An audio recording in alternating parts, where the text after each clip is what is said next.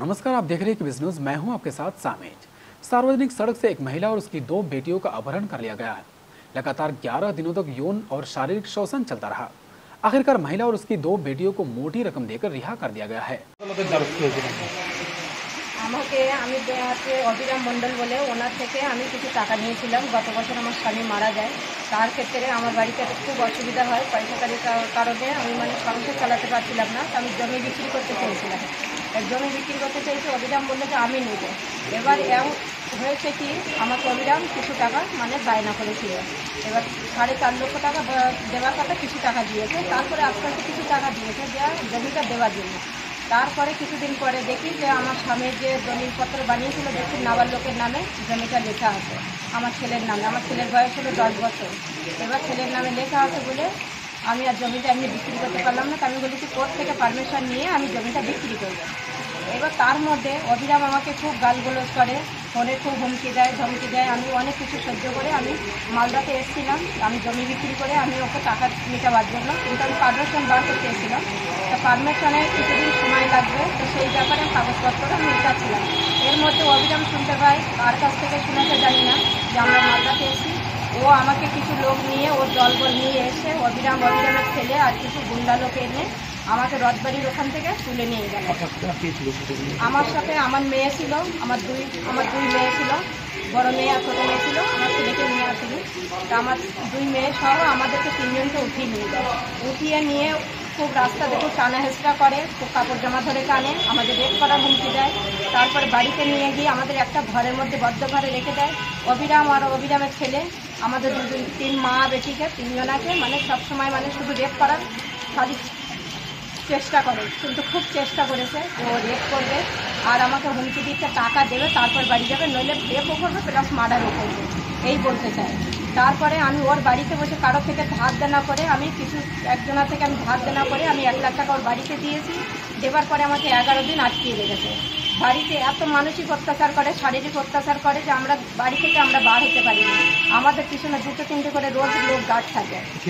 খেতে দিত না ঠিক মতন, গালাগালি দিত। 3 টাইমের জায়গায় 1 টাইম খেতে দিত, মুড়ি নলে বিস্কিট নলে ছাতু, এইসব আমাদের খেতে দিত। যা হোক করে পেটটা ভরিয়ে রাখতো, কিন্তু আমাদের খুব অত্যাচার করেছে। এবার অত্যাচার করার পরে আমি যখন বাড়িতে চলে এসেছি, আমি জমি বিক্রি করে আমি ওকে টাকা মেটাতে চাইছি। শ্বশুরমশার কিছু জমি জায়গা ছিল, সেই জমি বিক্রি করে আমি কিছু টাকা ওকে মিটিয়েছি। 4 লক্ষ টাকা জমা হয়ে গেছে। এখনও পর্যন্ত আমার বাড়িতে দুবেলা লোক আসছে, যখন তখন 3-4টে করে বেটা ছেলে নিয়ে আসছে, হুমকি দিচ্ছে, টাকা দাও। থানায় অভিযোগ করেছি, কিন্তু থানা থেকে এখন প্রথমে বললো যে আমাদের এখানে হবে না কেসটা, আপনি ইংলিশ বাজার থেকে করুন।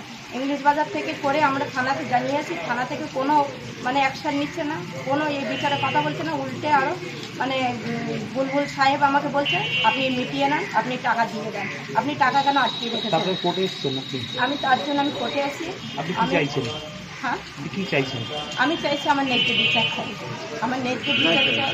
কেন আমার সঙ্গে যে জিনিসটা হয়েছে যেন কারোর সাথে না হয়, আমি এটাই চাই। আপনার নাম? আমার নাম কাকুলি দাস। বাসায় আছি, এখনও 50,000 টাকার জন্য আমার বাড়িতে আসছে, হুমকি দিচ্ছে। আর যখন তখন লোকজন নিয়ে আসছে আর বলছে টাকা না দিলে আবার তুলে নিয়ে যাবো। প্লাস পুলিশও বলছে টাকা দিয়ে দেন, টাকা দিয়ে দেন। পুলিশ শুধু টাকার জন্য আমাকে ফোন করে, আর অবিরাম শুধু लोग पार्टी दिच्छा আমার বাড়িতে। मालदा मोथाबाड़ी थाना पुलिस ने शिकायत लेने से इनकार कर दिए। इंग्लिश बाजार वो मामला उलझा हुआ है। अंततः कोर्ट के दरवाजे पर प्रताड़ित महिला कोर्ट के आदेश पर इंग्लिश बाजार थाने में शिकायत दर्ज कराई गई है। पुलिस की भूमिका पर सवाल खड़े हो गए हैं। ঘটনাটা হচ্ছে, এই ভদ্রমহিলা তার ফ্যামিলি নিয়ে বোম্বেতে থাকেন থানেতে, এবং তার স্বামীর একটা পৈতৃক কিছু সম্পত্তি এখানে আমলিতলা, মোথাবাড়ি থানা এলাকার আমলিতলায় আছে। এবং জীবিতকালে ওনার হাজবেন্ড ওনার নাবালক পুত্রের নামে একটা জমি খরিদ করেন। সেই জমি খরিদ করার পর পরবর্তীকালে হাজবেন্ড মারা যান, স্বপন দাস। মারা যাওয়ার পর এই ভদ্রমহিলা আর্থিকভাবে দুর্বল হয়ে পড়েন। সেই জন্য এই আসামিদের কাছে টাকা চান, কিছু জমি বিক্রি করার প্রস্তাব দেন, এবং সেই বিনিময়ে টাকাও চান, এবং আসামিরা টাকা দেন।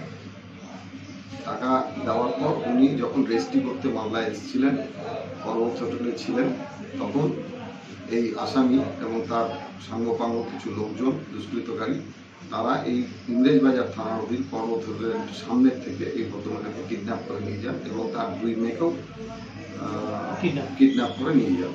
নিয়ে গিয়ে 11 দিন রাখেন এবং খেপে খেপে 4 লক্ষ টাকা আদায় করেন। এবং এই ঘটনার পরিপ্রেক্ষিতে এই ভদ্রমহিলা মোথাবাড়ি থানায় অভিযোগ দায়ের করেন। মোথাবাড়ি থানার থেকে কোনো ব্যবস্থা না নেওয়ার জন্য এবং ওদেরকে বলা হয় যে যেহেতু এটা ইংরেজবাজার থানার অধীনে ঘটেছে তাহলে ইংরেজবাজার থানায় জানানোর জন্য উনি ইংরেজবাজার থানায় জানানোর পরও পুলিশ কোনো ব্যবস্থা না নেওয়ায় উনি এসপিকে কাছে দ্বারস্থ হন। এসপিও কিছু ব্যবস্থা না নেওয়ায় আলটিমেটলি উনি আদালতের কাছে আসেন এবং আদালত এই অভিযোগটা গ্রহণ করেছেন এবং আইসি ইংলিশ বাজারকে ডাইরেকশন दिए एफआईआर ट्रीट करार जন্য এবং ইনভেস্টিগেশন शुरू करार जন্য। मुंबई के थाने के रहने वाले काकली दास ने बताया कि उनके पति सौपन दास थाने में कॉन्ट्रैक्टर का काम करते थे। वे वहां अपने परिवार के साथ रहते हैं। पति का पुश्तैनी घर मालदा मोथाबाड़ी अमलितला इलाके में है। उनके पति ने उनके नाबालिग बेटे अनिक दास के नाम पर जमीन खरीदी थी। उनके पति का पिछले साल जून में निधन हो गया था। उनके परिवार को पैसों की जरूरत है। उस समय उसने मोथाबाड़ी निवासी अभिराम मंडल से कुछ पैसे उधार लिए थे। दुल्हन ने कहा कि वह अभिराम मंडल को जमीन बेच देगी और पैसे देगी। तब अभिराम ने उससे पैसे की मांग की, लेकिन चूंकि जमीन किसी और के नाम पर है इसलिए जमीन बेचने के लिए कोर्ट की अनुमति जरूरी है और इसलिए कोर्ट की अनुमति लेने के लिए वह मालदा आए थे। उन्होंने आरोप लगाया कि 11 मई को अभिराम मंडल गिरोह ने मालदा रथबाड़ी जंक्शन से उनका और उनकी 2 बेटियों का अपहरण कर लिया था।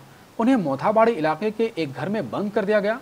उसने 4.5 लाख रुपए की मांग की और प्रताड़ित करता रहा। यौन और शारीरिक शोषण किया गया। लगातार 11 दिनों के बाद महिला ने अपने एक रिश्तेदार से संपर्क की और किसी तरह उन्हें कुछ पैसे देकर छुड़ाया।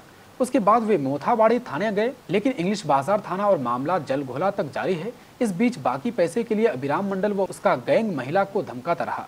मजबूरन उन्हें मालदा जिला अदालत का दरवाजा खड़खड़ाना पड़ा। जिला अदालत ने इंग्लिश बाजार थाने को प्राथमिकी दर्ज कर पूरे मामले की जांच कर रिपोर्ट सौंपने का निर्देश दिया है। इस बीच आरोपी अभिराम मंडल और उनकी टीम घटना के बाद से ही अपने शरीर को ढक रही है। इस घटना में पुलिस पर सवाल उठना स्वाभाविक है। केबीसी न्यूज के लिए मालदा से तनु जैन की रिपोर्ट।